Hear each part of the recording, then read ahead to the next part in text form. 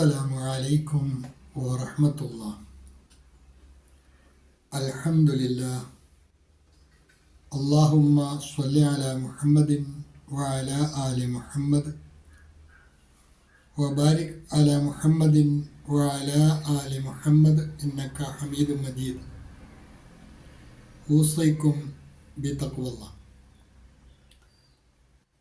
أعوذ بالله من الشيطان الرجيم. بسم الله الرحمن الرحيم. لكم فيها منافع إلى أجل مسمى ثم محلها إلى البيت العتيق. لكم فيها منافع إلى أجل مسمى ثم محلها إلى البيت العتيق. അൽ-ബസീറ ഖുർആൻ പഠന വേദിയിലേക്ക് ഹൃദ്യമായ സ്വാഗതം. പ്രിയ സഹോദരന്മാരെ, സഹോദരിമാരെ, ഖുർആൻ 22-ാം അധ്യായം സൂറത്തുൽ ഹജ്ജ്, അതിലെ 33-ാമത്തെ ആയത്താണ് ഇന്ന് നമുക്ക് പഠിക്കുവാനുള്ളത്. ഹ്രസ്വമായ ഒരായത്താണ്. അതിലെ പദങ്ങളും പാരായണവും ആദ്യമായി പരിചയപ്പെടുക. ലക്കും ഫീഹ മനാഫിഉ ഇലാ അജലിൻ മുസമ്മൻ സുമ്മ മഹില്ലുഹാ ഇലൽ ബൈത്തി അൽ അതീഖ് ഇലൽ ബൈത്തിൽ അതീഖ്. ലക്കും ഫീഹ മനാഫിഉ إلى أجل مسمى ثم محلها إلى البيت العتيق. لكم فيها منافع إلى അവിടെ ലാമിന് അകാരം നീട്ടുവാൻ മദ്ദ് കൂടിയുണ്ട്. സാധാരണയിൽ കൂടി കൂടുതൽ നീട്ടിയാണ് വായിക്കേണ്ടത്. ഇല അജലിം മുസമ്മം സുമ്മ അജലിമ്മു. അവിടെ ലാമിൻ്റെ കസ്ർ തൻവീൻ ഇദ്ഗാമും ബിഗുന്ന. തൊട്ടടുത്ത മീമിലേക്ക് തൻവീനിലെ നൂനിനെ മണിച്ച് ലയിപ്പിച്ചാണ് മൊഴിയേണ്ടത്. ഇല അജലിം മുസമ്മൻ സുമ്മ മീമിന് ഫതഹ് തൻവീൻ ഇഖ്ഫായിൻ്റെ സ്ഥാനത്താണ് മറച്ച് മണിച്ചാണ് മൊഴിയേണ്ടത്. മുസമ്മൻ സുമ്മ മഹില്ലുഹാ. ഹായ്ക്കും അകാരം നീട്ടുവാൻ മദ്ദുണ്ട്. സാധാരണയിൽ കൂടുതൽ നീട്ടി വേണം വായിക്കുവാൻ. സുമ്മ മഹില്ലുഹാ ഇലൽ ബൈത്തിൽ അതീഖ്. ലക്കും ഫീഹാ മനാഫിഉ ഇലാ അജലിൻ മുസമ്മൻ ثم محلها إلى البيت العتيق. തുടർന്ന് നിങ്ങൾക്ക് നൽകിയിട്ടുള്ള നോട്ട് ശ്രദ്ധിക്കുക. അള്ളാഹുവിൻ്റെ ശആയിറുകൾ, മതചിഹ്നങ്ങളെ ആരെങ്കിലും ആദരിക്കുന്നുവെങ്കിൽ അത് ഹൃദയവിശുദ്ധിയുടെ ഭാഗമാണ് എന്ന് കഴിഞ്ഞ ആയത്തിൽ പരിചയപ്പെടുത്തുകയുണ്ടായി.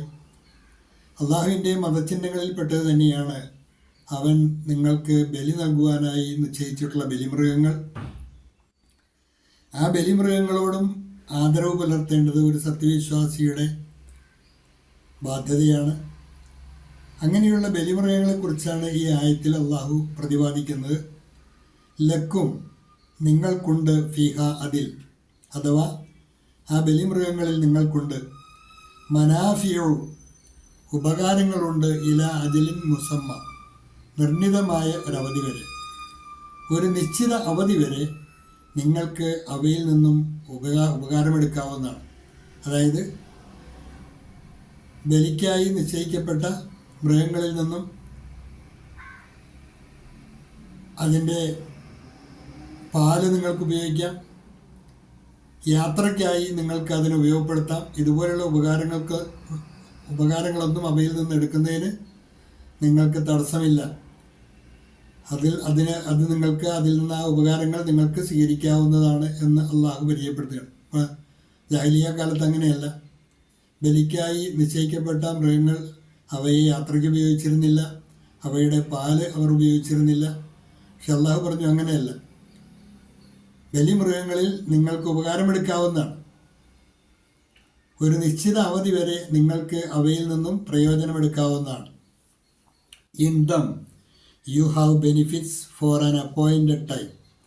ആ പ്രയോജനം എടുക്കുക എന്നുള്ളതുകൊണ്ട് ഉദ്ദേശിക്കുന്നത് നിങ്ങൾക്ക് യാത്രയ്ക്ക് ഉപയോഗിക്കാം, കാർഷിക ആവശ്യങ്ങൾക്ക് വേണമെങ്കിൽ അതിനെ പ്രയോജനപ്പെടുത്താം, അതിൻ്റെ പാല് നിങ്ങൾക്ക് ഉപയോഗപ്പെടുത്താം. ഈ കാര്യങ്ങൾക്കൊന്നും വിരോധമില്ല എന്നർത്ഥം. തുടർന്ന് അല്ലാഹു പറയുകയാണ്, സുമ്മ മഹില്ലുഹ ഇലൽ ബൈത്തിൽ അതീഖ്. സുമ്മ പിന്നീട്, മഹില്ലുഹ അവയുടെ സ്ഥാനം, ഇലൽ ബൈത്തിൽ അതീഖ് ആ പുരാതനമായ ഭവനത്തിൻ്റെ സമീപത്താണ്, ഭവനത്തിങ്കലാണ്. എന്ന് പറഞ്ഞാൽ ആ ബലി അറക്കേണ്ട നിശ്ചിതമായ സ്ഥലത്താണ് പിന്നീട് അവരുടെ സ്ഥാനം എന്നർത്ഥം. പിന്നീട് അവയുടെ അഥവാ ആ മൃഗങ്ങളുടെ സ്ഥാനം പുരാതനമായ ആ ഭവനത്തിങ്കലാകുന്നു. പിന്നീട് ആ ബലിമൃഗങ്ങളുടെ സ്ഥാനം പുരാതനമായ ആ ഭവനത്തിങ്കലാകുന്നു. അതായത് പിന്നീട് അതിനെ ബലിക്കായി നിങ്ങൾ അതിന് നിശ്ചയിക്കപ്പെട്ട സ്ഥാനത്തേക്ക് എത്തിക്കേണ്ടതാണ് എന്നർത്ഥം. Then their place of sacrifice is at the ancient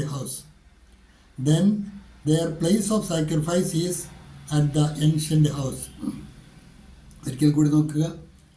ലക്കും ഫീഹാ മനാഫിഉ ഇലാ അജലിൻ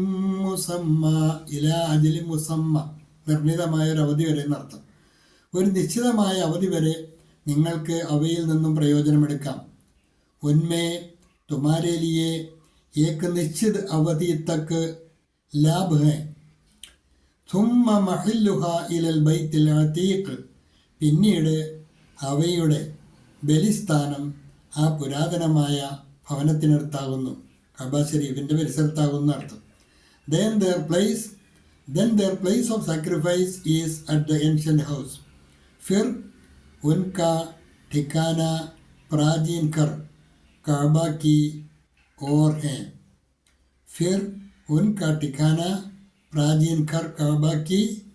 है. ഹ്രസ്വമായ ക്ലാസ്സാണ്, നന്നായി പഠിക്കുക. അള്ളാഹു അനുഗ്രഹിക്കുമാറാകട്ടെ. വാഖിറു ദഅ്വാന അനിൽ ഹംദുലില്ലാഹി റബ്ബിൽ ആലമീൻ. അസ്സലാമു അലൈക്കും വറഹ്മത്തുള്ളാഹി.